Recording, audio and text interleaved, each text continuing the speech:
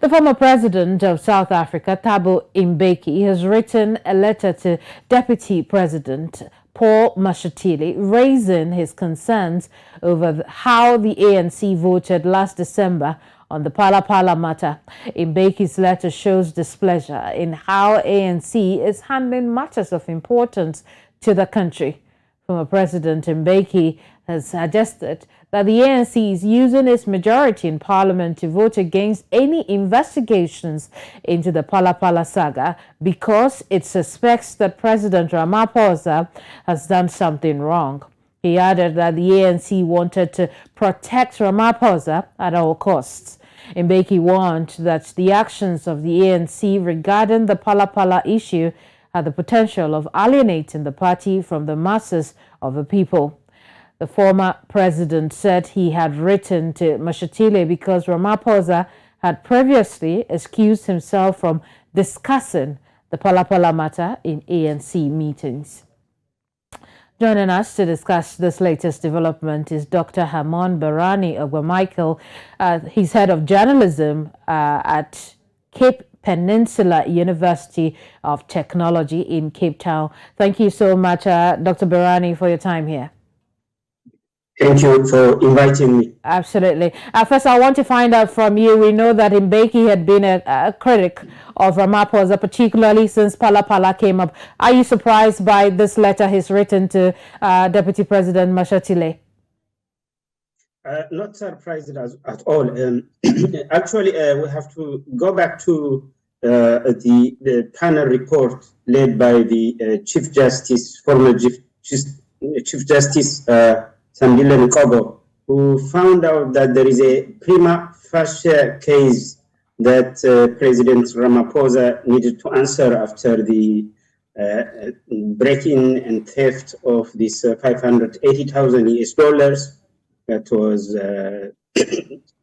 allegedly undeclared, to customs, according to the what they call it's recently found, according to SARS Commissioner Mr. Edward. So it is actually, Mbeki is a bit frustrated the fact that the ANC is using a majority to block the parliamentary investigation into the Phala Phala Saga. I see. Now, quoting from what we have seen in the letter, Thabo Mbeki says that it was correct that we continue to defy the Constitution as one of the historic victories of the democratic revolution. And he further quoted the importance of the Constitution. What did he mean here? And could he be talking about the Phala Phala interim report by the public protector, as well as perhaps how the ANC defied the fact findings by the committee?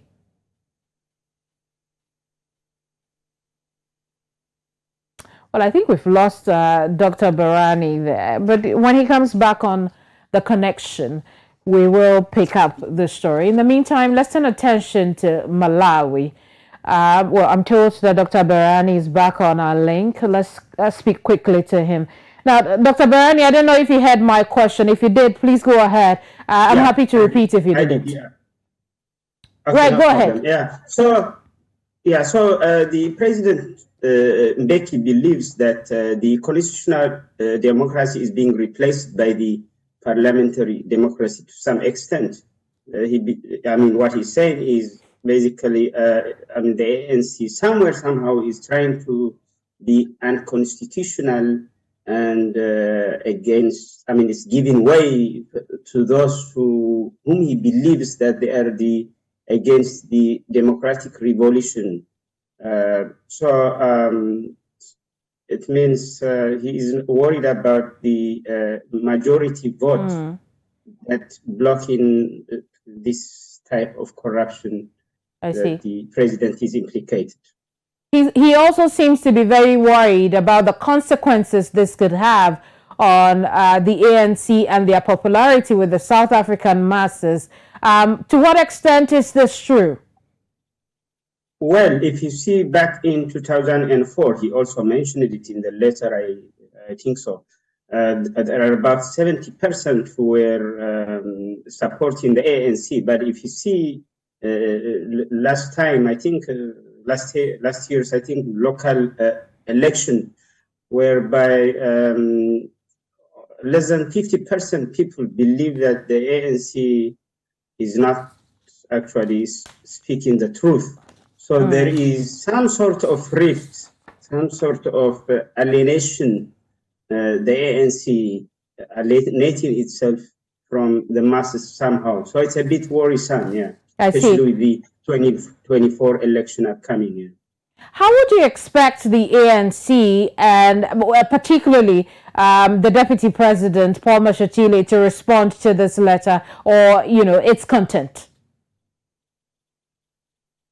Well, even though the letter was addressed to him, but there were about these top ANC leaders, including the President, President Ramaphosa, and the other five fighting, which includes Fikile Mbalula, Gwade Manatashe, and others, also copied there. So it's not only the Vice President who will actually answer to this letter. It will be collectively the leadership of the ANC, especially the top leaders.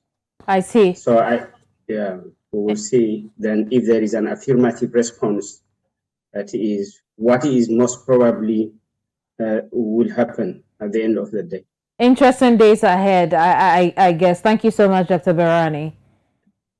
You're welcome. Thanks.